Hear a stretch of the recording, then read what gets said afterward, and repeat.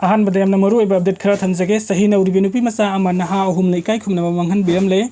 tronglaubi amasung pi golmal da bom kapsin duna pikliba angang ani hatkiba amasung angang ani gi mama buna sokhan kiba loina na CRPF ki nongoi maruna panduna misam ahum laikhidabagi mayokta miyamna Akanba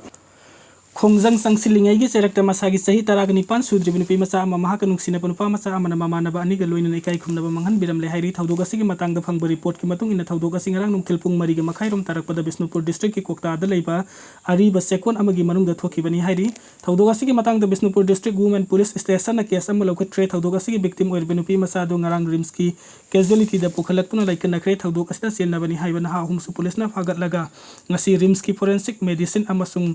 Toxicology department da purak tuna makhoi humaki medical examination pangthokre farabanu pa masa hum ki manung da amadi masagi sahi taraga tarit khakta ngai haina masana phungduk sabaga loinana faraba singi manung da kokta khumandagi MD Akhtar apokpa MD Ayub Khan kauban naha amasung mayang Imphal khela kungdagi victim nupi masa asiga nungsina ba naha amasu yawi hairi khunai asibu muthanaba policy leptrabadi civil war thokari amuko tronglaubi thodok yaning dabagi protest park sanasa thari thasi ki tarik ke hingnong yaipung amatarakpa adwai da Bisnupur district ki tronglaubi da bom kapsin duna pikliba angang ani hat kiba thokthok yaning da phongdok tuna ngasi su Manipur gi tampak ki mafam kya da makal kya gi khongjang sengsen ki numidang gi matam da amuko amwaba ke SRC PLMPA amasung MSF puna lup mangana sinduna maira lili satki khunai asibu muthanna ba honari ba India lenga ki policy khudak telepu maduna trabadi Manipur civil war thoklak tuna mai hauraga saklak loi hainingai leite haina amuko gi president Sanjoy Sorok khaibam na phongdokre wafam asi lup mangana sinduna tidim ground dagi hauraga kaisam pat phaw ngasi numidang satkiba maira rally mari leina na wangang ra dunam hakna phongdokibani rally edu saruk yara dunam hakna makhata na hai Manipur bu muthanna ba amasung manghanna ba asida lengak na paikaliba policy asisu yaning tabu utpo oina ngasi gi rally asi chatpani India lengak na sathariba terrorism ki thabuk khuding maktalep kadabani maduga Manipur da leiriba CSO amasung non CSO group sing da kulai amasung bomb supply tabu khudak talep kadabani madu natrabadi Manipuri mai hauduna saklak loi Manipur da civil war thoklak loi haningai leite mahakna makhata na hai Manipur da hojik thoklak liba central forcing asina ngasi gi miyam ngakpi senbi banate misam bu ngakpi Sanbiraba Central Forcing kudak tahlan kigadabani India lengak nata sengna pamlibadi kudak to loisin ba yaba irang asibu hojik sahi ahum faraba phawba loisin duna thamliba asi Manipur gi miyambu respect tawdabani haina lawi asumna loilam lengak ki makhada Manipuri ot nairaga manghanaba amasung muthanaba honariba India lengak ki policy asi kudak telebu Manipur da thokliba irang asina maram oiraga mayum da gilanjena kraba IDP lising humpu hena lairi hairiba IDP sing asi masa gi mayum da hanjil hanap amasung Manipur gi tirang asi athuba matam da loisinba adu miyam gi apambani maduda India lengak na thajaba khaktamak piraga thabukta onthoktana leiba miyam na pamde maduna India lengak na sanariba politics asi leplaga athuba matam da Manipur da irang asi loisillu masida Manipur da leiriba legislator sing asauba phamnaiba sing asu miyam gi ihul khangna thabuk tau fai maduna tabatarabadi miyam hena kan ba khongjang kaya sangsin gani haina mahangna makhata ki amarom da tronglaubi gi thodok yaning dabagi mayokta all kongba road United Clubs organization Imphal yari program pida sa thariba total sat town gi khongjang nam hausa gi punsida sauna kai ba pire ngarang ayuk angan badagi sa thaba haukiba total sat town gi khongjang asina maram oirga lambi gi naget laiba dukan amadi kaithen na singba amata thong hangna khide loina lambi asigi tongan tongan mafam da miyam thorak tuna uwa fajinba amadi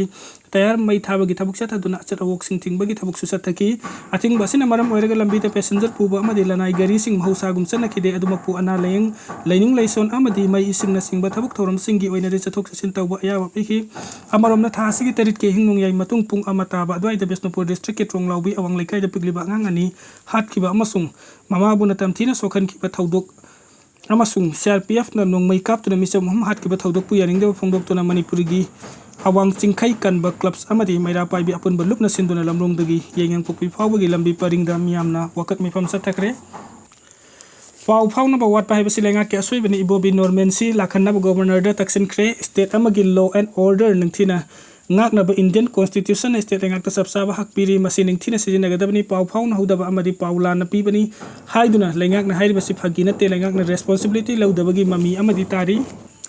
haina Manipur Pradesh Congress Committee MPCC ki president Okram Ibobine phongdokre Manipur da thokliba charang na bathodok amadi irang kaya siga mari leina ngasi Congress party gi lusing basing na Manipuri governor gu unaduna memorandum ama pisen kre memorandum pisen kra matung da pawmising na hangbo wahang ki paw khumpi ra dunam hagna hai Manipur gi irang asi atop state amada thokpada India lengak amadi Manipur lengak na uliba amadi tawriba thawung singe manaba state अदुदा तौगनी हाइबा थाजते मणिपुर से India की सरुक अमा नत्रबरा मियाम की मिस इन्फॉर्मेशन अमदी मिस कम्युनिकेशन न थौदोकसिंग असि हेना फिबम सोखन किबनी हाइबा लंगा की वाफम अदु रेस्पॉन्सिबिलिटी लौदबगी ममी सावना तारी त्रोंगलाउबगी बॉम्ब अटैक मतुंग द सीआरपीएफ ने मियाम द नोंगमै कापा असि पुंग तरा हेना गैप लै Bishnupur district Imphal east Imphal west थौबालदगी स्टेट फोर्स लाखलगा लाठी चार्ज वाटर कैनन सिजनदुना मियाम अदुब तनखाइनब तोंगान तोंगानब पंबै सिजनदुना लाक्सिनबा याबनी मियाम लाक्सिनब होनबदा सीआरपीएफ किसु तोंगान तोंगानब पंबैसिंग लेरमगनी लाठी चार्ज टियर गैस कापना सिंगबा कया लैरी मसिगी मथक्ता ब्लैंक फायर तौदुना मियाम तनखाइबना सिंगबगी थबुक अमत तौखिदे सीआरपीएफ ना डायरेक्ट कापसिदी यामना लैबक थिबरी मणिपुर की लॉ एंड ऑर्डर कनाना कंट्रोल तौरी हाइबगी वहंग असौबा अमा लागली हिरम असिदा ऑपोजिशन पार्टी अम ओइना संगसिलगलिबा खोंगथांग असि पॉलिटिकली खुदोंचाबा लौबा नते कॉन्स्टिट्यूशन पीरिबा लॉ एंड ऑर्डर नाकपगी थौदांग असि निंगथिजना लौबियु हाइकी मांगना मखा तारदुना हाइ मणिपुर की मैकै खुदेमक्ता मै चाकलिबा असिदा लेंगाकना येंगलिबसि करिनो लेंगाकि मतौसि उपदा ऑपोजिशन पार्टी सु वखल मम बकदाइदा करम थोकदबनो हाइफम खंगदबा तमफम खंगदबा यौरगले पिख्रबा स्टेट असिदा नागा कुकीगा मैतैगा कुकीगा फुरुप अमगा तौनरिबा असिदा इंडिया अमदि स्टेट लेंगाकना थवाई चंगना मतिकसाना कंट्रोल तौबगी ममी अमा इउ उद्री मसिना मियाम असि अवाबा हेंजिलकपनी ngasi पिसिनकिबा मेमोरेंडम अदुदा त्रोंगलाउबगी बॉम्ब अटैक अदु अकक्नब मतमदा इन्वेस्टिगेशन लोइसनदुना जस्टिस फंगनबा सीआरपीएफ ना कापदा लैखिदबा मियोय हुंगी मतंगदा इंक्वायरी कमीशन सेमदुना इंक्वायरी चथबा उखुल अमदि कामजुंग डिस्ट्रिक्ट थोकलिबा नागा अमदि कुकीगी इरांग असिदा लेंगाकना मतिक साबा मीटिंग चंगबियु अमदि नेशनल हाईवे सिंग असि मियाम पुंबना सतपे यानबा थौसिल पैखनबा पॉइंट कया याउरी लिसिप्रिया फेलोशिप की मखादा लेमना इंजीनियरिंग तमनिंगबा महिरोय सिंगना फॉर्म लौरबा यागनी